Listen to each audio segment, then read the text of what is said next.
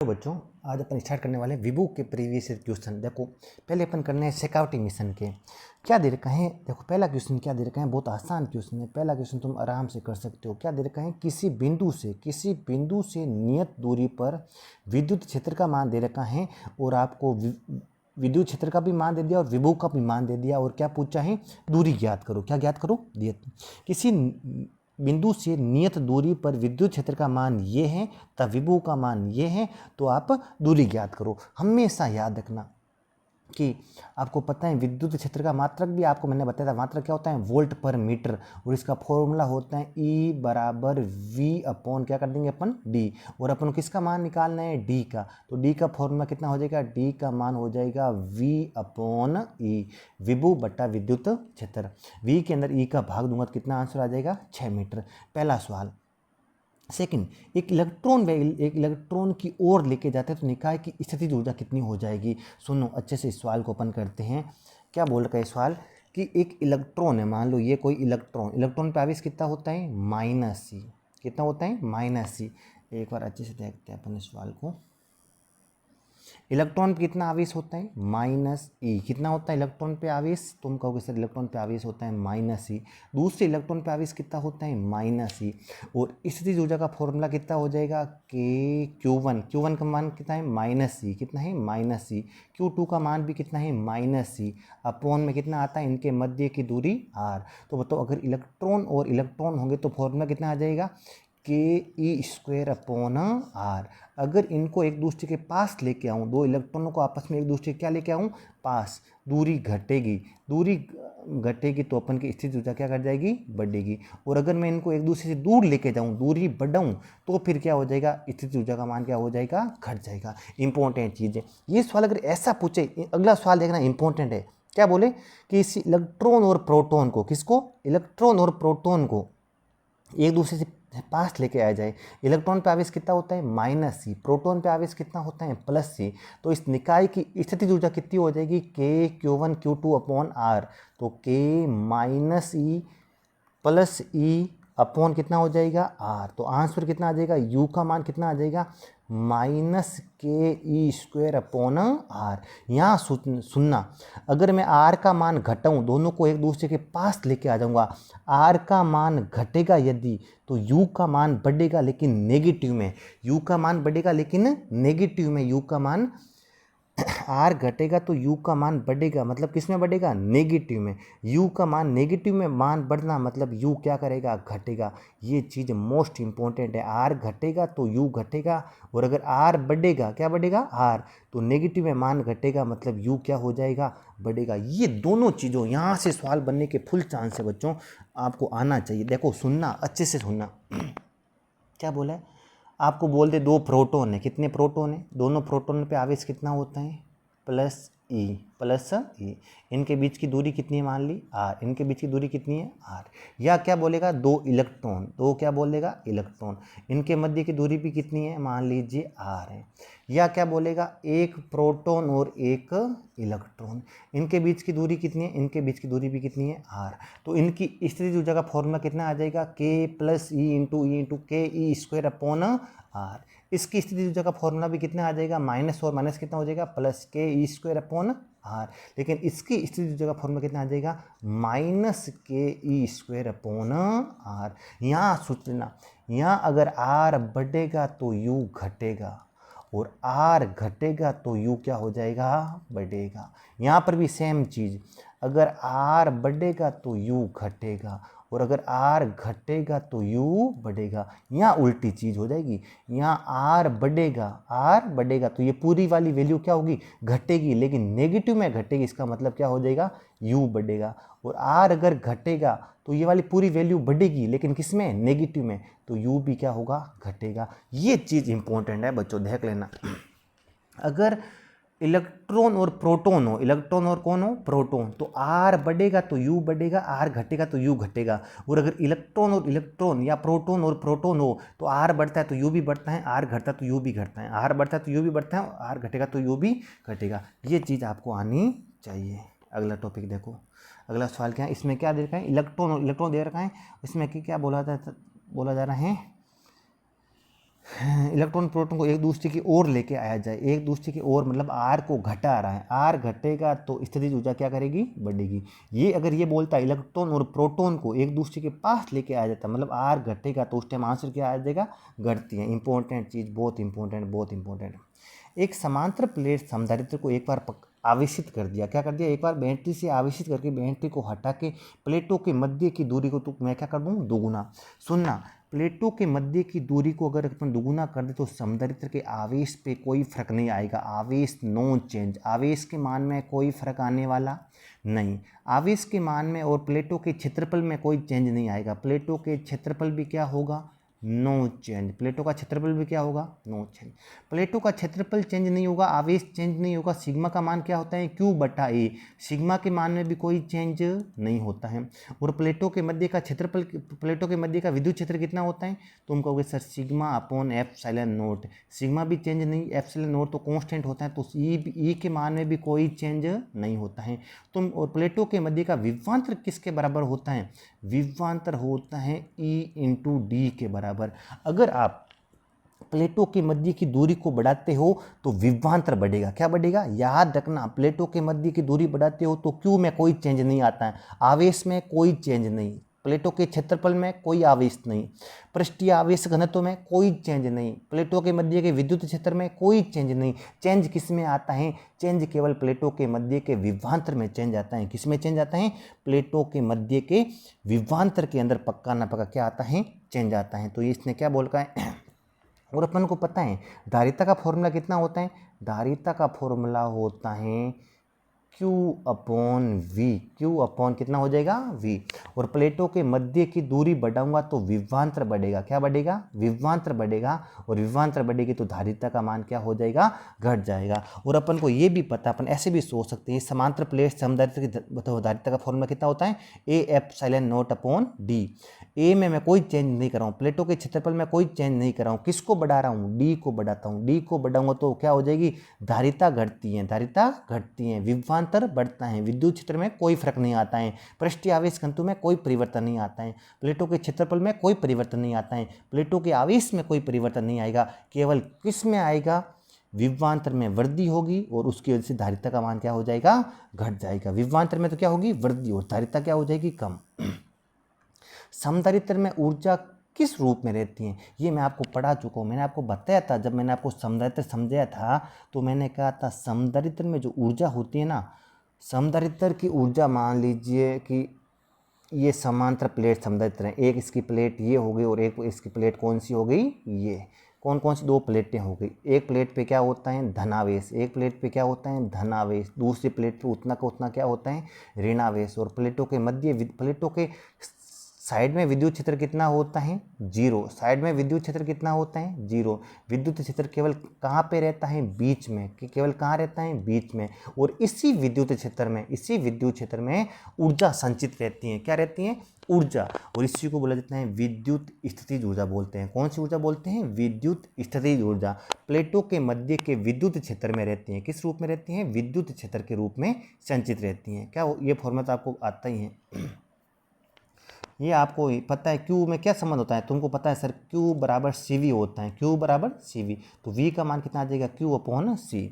विद्युत क्षेत्र और विद्युत विभव में क्या संबंध है, ये तो आपको पता है, तुम कहोगे सर विद्युत क्षेत्र और विद्युत विभव में संबंध होता है ई बराबर minus d V upon d r, d V upon d r. तो कौन सा ऑप्शन सही है, ये देखो E बराबर minus d V upon d r. अगर मैं यहाँ लगाऊँ सदिश तो पीछे क्या लगा दूंगा, आर कैप लगा दूंगा, क्या लगाऊंगा, आर कैप।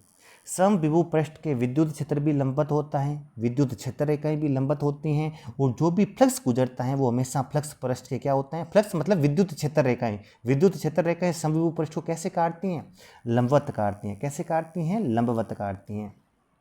ये इंपॉर्टेंट सवाल है। क्या बोल रहे हैं, एक ऐसा क्षेत्र जहाँ पर विद्युत क्षेत्र का मान शून्य हो तो वहाँ पर विभव दूरी के साथ किस प्रकार से परिवर्तित होगा। आपको पता है विद्युत क्षेत्र और विभव में संबंध होता है ई बराबर minus d V upon d r, और ई का मान कितना दे रखा है, जीरो। ई का मान कितना दे रखा है, देखो मैं आपको अच्छे से समझाता हूँ। एक बार देखो, आपको पता है विद्युत क्षेत्र और विभव में संबंध होता है E बराबर माइनस डी वी अपॉन कितना होता है डी आर। और इसने क्या कहा था कि विद्युत क्षेत्र का मान कितना हो जाएगा, शून्य। विद्युत क्षेत्र मान शून्य हो जाएगा तो d V upon d r भी कितना हो जाएगा, शून्य। और V का R के सापेक्ष अवकलन शून्य होता है। किसी का अवकलन शून्य होता है तो उसको क्या होना पड़ता है, इसका मतलब V कैसा एक नियत है। V को क्या होना पड़ेगा, नियत होना पड़ेगा। इसका मतलब V दूरी पर निर्भर नहीं करेगा, V दूरी पर निर्भर नहीं करेगा। V का मान क्या रहेगा, दूरी पर निर्भर V का मान क्या रहेगा, नियत रहेगा। V का मान क्या रहेगा, नियत रहेगा। उस क्षेत्र के लिए V का मान क्या हो जाएगा, नियत। तो ऑप्शन क्या रहेगा, अगला चीज V का मान क्या रहेगा, स्थिरांक रहेगा। V का मान कितना रहेगा, स्थिरांक। ये क्या बोलता है, एक परीक्षण धनावेश को अनंत से विद्युत द्विध्रुव के लंबार्धक के अनुदिश, लंबार्धक मतलब क्या होता है, निरक्ष के अनुदिश। किसके अनुदिश लेके आया जाता है, निरक्ष के अनुदिश लेके आया जाए तो क्या गया कार्य। मैंने आपको बताया था, क्लास में कराया था, तो मैंने कहा किसी भी आवेश को अनंत से लाने में क्या गया कार्य कितना होता है, Q इंटू वी के बराबर होता है। किसके बराबर होता है, Q इंटू वी। और ये क्या बोलते हैं, द्विध्रुव के लंबार्धक, लंबार्धक का मतलब होता है निरक्ष। द्विध्रुव के लंबवत रेखा होती है इसको क्या बोला जाता है, निरक्ष। और निरक्ष का विभव कितना होता है, 0। तो क्या गया कार्य कितना हो जाएगा, 0। क्या गया कार्य कितना हो जाएगा, 0 हो जाएगा। यदि एक समधारित्र के बीच में वायु है तो उसमें ऊर्जा का मान कितना है, U नोट। अगर मैं उस समधारित्र के बीच में किसी प्राविद्युत पदार्थ की पट्टिका रख दी जाए तो बताइए अब कितना हो जाएगा, किसका फॉर्मूला, अब इसके अंदर जो संचित ऊर्जा होगी उसका फॉर्मूला कितना हो जाएगा। ये इंपॉर्टेंट चीज़ है, मोस्ट इंपॉर्टेंट चीज़ है, आपको आनी चाहिए। सुनना, अगर मैं समांतर प्लेट समधारित्र की प्लेटों के मध्य कोई भी प्राविद्युत पदार्थ भर दूं, क्या भर दूं, ये देखो मैं आपको एक बार अच्छे से समझा देता हूँ। ये इंपॉर्टेंट चीज़ है, ये एग्जाम में आने लायक टॉपिक है। क्या पूछेगा कि ये सॉरी एक मिनट रुकना, ये माना कि एक समांतर प्लेट समधारित्र है। कैसा प्लेट समधारित्र है, ये समांतर प्लेट एक समधारित्र है। कौन सा प्लेट समधारित्र है, समांतर प्लेट समधारित्र। 2 बार बना रहा हूँ, कितनी बार बना रहा हूँ, 2 बार। अच्छे से समझना, दोनों कैसे हैं कि समांतर प्लेट समधारित्र है। कैसे समधारित्र है, समांतर प्लेट है। इसके ऊपर कैसा आवेश है, धनावेश। कैसा आवेश है, धनावेश। और इसके ऊपर कैसा आवेश है, ऋणावेश। इसके ऊपर कैसा आवेश है, इसके ऊपर भी कैसा आवेश है, मान लीजिए ऋणावेश। और इस प्लेट के ऊपर कैसा आवेश है, धनावेश। समधारित्र कुल आवेश कितना होते हैं, 0। एक बार बीच में कुछ नहीं भरा और एक बार आपने कोई अंदर क्या भर दिया, प्राविद्युत पदार्थ भर दिया। कौन सा पदार्थ भर दिया, प्राविद्युत पदार्थ से बीच में भर दिया, एक पट्टी लगा दी। क्या लगा दी, एक पट्टी का। याद रखना, जब कुछ नहीं होता है तो अंदर वायु होती है, और वायु में कितनी होती है, धारिता का मान होता है A ε0 D। अगर ये जो बीच में माध्यम भरा, माना कि इसके प्राविद्युतांक का मान लिया K। कितना मान लिया, प्राविद्युतांक को अपन εr से भी लिखते हैं और कभी कभी किसे लिखते हैं, K। और जब बीच में माध्यम होगा तो धारिता का फॉर्मूला कितना आ जाएगा, A इंटू εr अपॉन कितना हो जाएगा, D। और Cm का फॉर्मूला किसके बराबर हो जाएगा, C0 इंटू K के बराबर हो जाएगा। याद रखना, जब प्लेटों के मध्य कोई प्राविद्युत पदार्थ भरते हैं तो धारिता का मान बढ़ जाता है। धारिता का मान कितना गुना हो जाएगा, K गुना हो जाएगा। आवेश के मान में कोई फर्क नहीं होता है। अगर प्लेटों के मध्य आप क्या भर दो, प्राविद्युत पदार्थ, तो समधारित्र के आवेश के मान में कोई फर्क नहीं आएगा। चाहे हवा हो चाहे माध्यम हो, आवेश हमेशा क्या रहेगा, नियत। और आपको पता है स्थितिज ऊर्जा का फॉर्मूला कितना होता है, तुम कहोगे सर स्थितिज ऊर्जा का फॉर्मूला होता है Q² upon 2C। Q² upon कितना होता है, 2C। Q में कोई फर्क आने वाला है नहीं, चाहे प्लेटों के मध्य वायु हो चाहे प्लेटों के मध्य प्राविद्युत पदार्थ हो, Q के अंदर कोई फर्क आने वाला है नहीं। फर्क केवल किस में आएगा, C में। प्राविद्युत पदार्थ भरोगे तो C का मान कितना गुना बढ़ जाएगा, K गुना बढ़ जाएगा। कितना गुना बढ़ जाएगा, K गुना बढ़ जाएगा। और C K गुना बढ़ेगा तो ऊर्जा K गुना क्या हो जाती है, घट जाती है। तो याद रखना, प्लेटों के मध्य आप माध्यम रखते तो ऊर्जा का मान, हवा में ऊर्जा होती है उसकी तुलना में कितना गुना घट जाता है, K गुना घट जाता है। ये मोस्ट इंपॉर्टेंट चीज़ें आपको पता होनी चाहिए कि जब प्लेटों के मध्य सुनो, प्लेटों पर आवेश का मान कुछ फर्क नहीं पड़ता है, चाहे बीच में वायु हो चाहे प्राविद्युत पदार्थ हो। और समांतर प्लेट समदार्थक की धारिता कितना गुना बढ़ जाती है, माध्यम में k गुना बढ़ जाती हैं। और ऊर्जा माध्यम में हमेशा क्या हो जाएगी, k गुना घट जाएगी। ऊर्जा कहाँ होती है ज़्यादा, जब प्लेटों के मध्य क्या हो, वायु। और अगर प्लेटों के मध्य प्राविद्युत पदार्थ भर देता हूँ और ऊर्जा का मान कितना गुना घट जाएगा, k। और k को क्या बोला जाता है, माध्यम का प्राविद्युतांक, जिसको अपन किससे लिखते हैं, एप्सिलॉन r से भी लिखा जाता है। किससे लिखा जाता है, एप्सिलॉन r से भी लिखा जाता है। तो इंपॉर्टेंट चीज़ है, ये आपको आना चाहिए। इसका आंसर कितना हो जाएगा, ऊर्जा कितना गुना घट जाएगी, ऊर्जा घट के कितना गुना हो जाएगी, u0/k। किसी समधारित्र की प्लेट पर आवेश बढ़ाने पर, क्या बढ़ाने पर, अगर अपन अपन को पता है किसी भी समधारित्र को दिया गया आवेश उसके विभव में वृद्धि के क्या होता है, समानुपाती। तो आवेश बढ़ाऊंगा तो क्या बढ़ेगा, प्लेटों के बीच का विभवांतर बढ़ेगा। क्या बढ़ेगा, प्लेटों के बीच का। याद रखना, धारिता का मान न तो आवेश पर निर्भर करता है और ना ही प्लेटों के मध्य के विभवांतर पर निर्भर करता है। इसका मान केवल प्लेटों के आकार और आकृति पर निर्भर करता है, प्लेटों के मध्य की दूरी पर निर्भर करता है, और तीसरी चीज इनके प्लेटों के बीच के माध्यम पर निर्भर करता है। अगर किसी समांतर प्लेट समधारित्र की दोनों तार को आपस में जोड़ दिया जाए तो ये भी एक कैसी प्लेट होती है, चालक प्लेट। ये भी कैसी प्लेट होती है, चालक। इस पर कितना आवेश होता है, +q। इस पर कितना आवेश होता है, -q। जब दोनों को जोड़ लेता हूँ ना, किसी भी दो चालकों को अगर तुम है ना किसी तार से अगर जोड़ते हो तो पहले दोनों आवेश जुड़ता है, +q और -q जुड़ के कितना हो जाएगा, 0। फिर वो आधा आधा बढ़ता है, तो इस प्लेट पे भी कितना आवेश बच जाएगा, 0। इस प्लेट पे भी कितना आवेश हो जाएगा, 0। तो कितना आवेश हो जाएगा, समधारित्र क्या हो जाएगा, निरावेशित हो जाएगा। क्या हो जाएगा, क्योंकि अपन किसी भी समधारित्र की दोनों प्लेटों को जोड़ते हैं तो एक प्लेट पे कितना आवेश होता है, +q, दूसरे प्लेट पे कितना आवेश होता है, -q। जब किसी भी चालक को जोड़ते हैं ना तो दोनों आवेश क्या करते हैं, आपस में जुड़ के फिर आधे आधे बढ़ जाते हैं, आधे आधे क्या हो जाते हैं, बढ़ जाते हैं। तो +q और -q जुड़ के कितना हो जाएगा, 0। याद रखना, किसी भी चालक की धारिता, कोई भी चालक, आपको यह ना गोलीय चालक की धारिता का फॉर्मूला याद होना चाहिए। गोलीय चालक की धारिता का फॉर्मूला होता है 4πε0 × r। तो c का मान किसके समानुपाती हो जाएगा, r के समानुपाती हो जाएगी। पृथ्वी का विभव शून्य माना जाता है। पृथ्वी का विभव कितना माना जाता है, c। और c का मान कितना होता है, q/v। v 0 होगा तो पृथ्वी की धारिता कितनी हो जाएगी, अनंत हो जाएगी। दो समान आवेश हैं q और दो समान आवेश q एक दूसरे से कितनी दूरी पर रखे हुए हैं, d दूरी पर रखे हुए हैं। तो इसके मध्य बिंदु पर क्या निकालो, विद्युत विभव निकालो। ये सवाल बच्चों बहुत आसान सवाल है। कैसे करते हैं इस सवाल को मैं तुमको बताता हूँ। देखो एक सवाल दे रखा है, क्या दे रखा है सवाल में दे रखे हैं दो आवेश हैं। कितने आवेश हैं, दो आवेश है। दोनों का परिमाण कितना है, q है। इसका भी परिमाण कितना, यहाँ पर एक आवेश रखा है उसका परिमाण भी कितना है, q। और ये परिमाण भी कितना आवेश है, इसका परिमाण भी कितना है, q। दोनों के मध्य की दूरी कितनी है, d। और इस बिंदु पर विभव चाहिए, जो दोनों के मध्य बिंदु मतलब कितनी दूरी पर हो जाएगा, d/2 और d/2। इस बिंदु पर टोटल कितने विभव आएंगे, 2। एक तो इसके कारण कितना आ जाएगा, kq/r। और ये वाली दूरी कितनी है, d/2। तो कितना हो जाएगा, d/2। वो भी कितना हो जाएगा, 2kq/d। जुड़ के टोटल कितना आ जाएगा, 4kq/ कितना आंसर आ जाएगा, d। कितना आंसर आ जाएगा, 4kq/d। ये सवाल भी बहुत आसान है, आप कर सकते हो। इसका कितना हो जाएगा बच्चों, 4kq/d। अगला सवाल क्या है,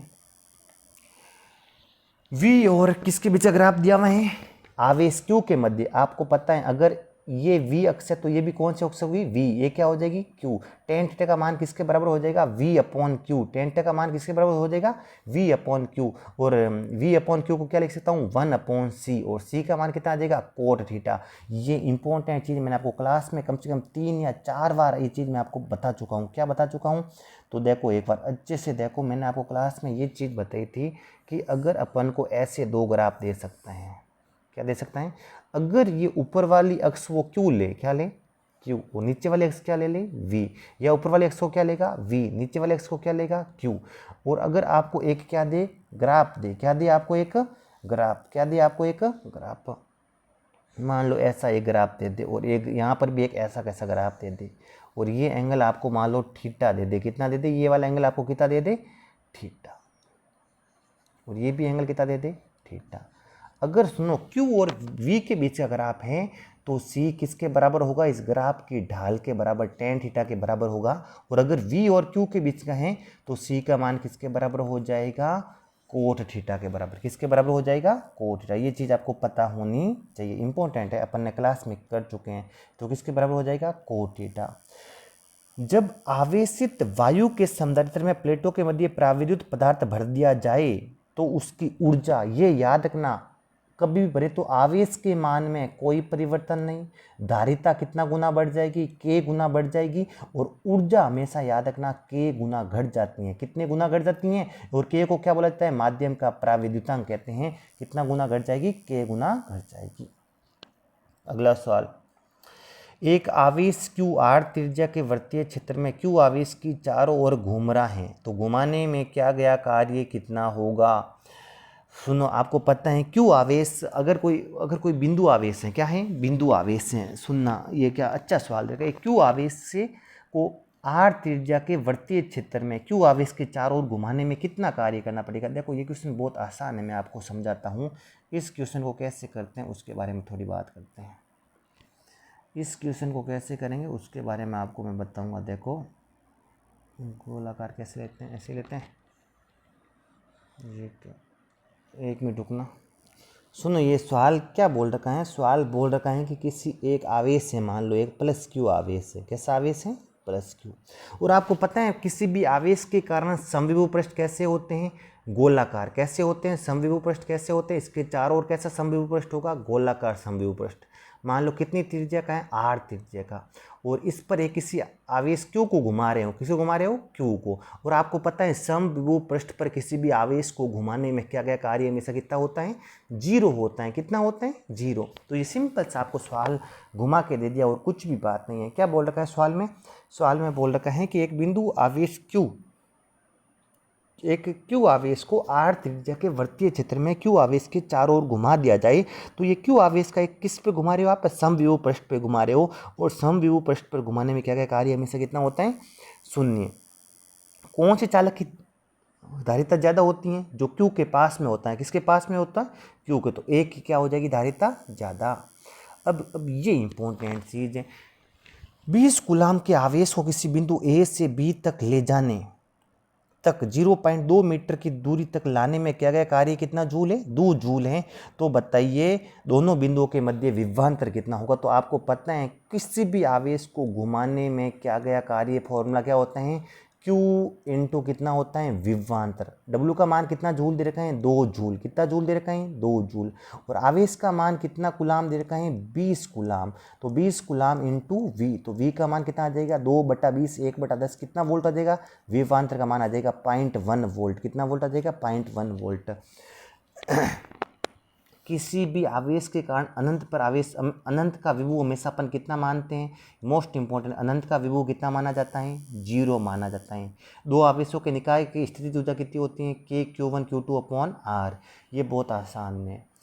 एक ऐसा बिंदु बताइए जिस पर विभव तो शून्य होता है लेकिन विद्युत क्षेत्र का मान शून्य नहीं होता। तो आपको पता है किसी भी द्विध्रुव की निरक्ष पर विद्युत क्षेत्र का मान तो कितना होता है, kp अपॉन r स्क्वायर, लेकिन विभव का मान हमेशा कितना होता है, शून्य होता है। चालक की धारिता किस पे निर्भर करती है, चालक के आकार और आकृति पर, चालक के बीच के माध्यम पर, और चालक के बीचों की किस पे, दूरी पे। ये संबंध इंपॉर्टेंट है। प्राविद्युतांक और विद्युत प्रवृत्ति को क्या बोला जाता है, काई।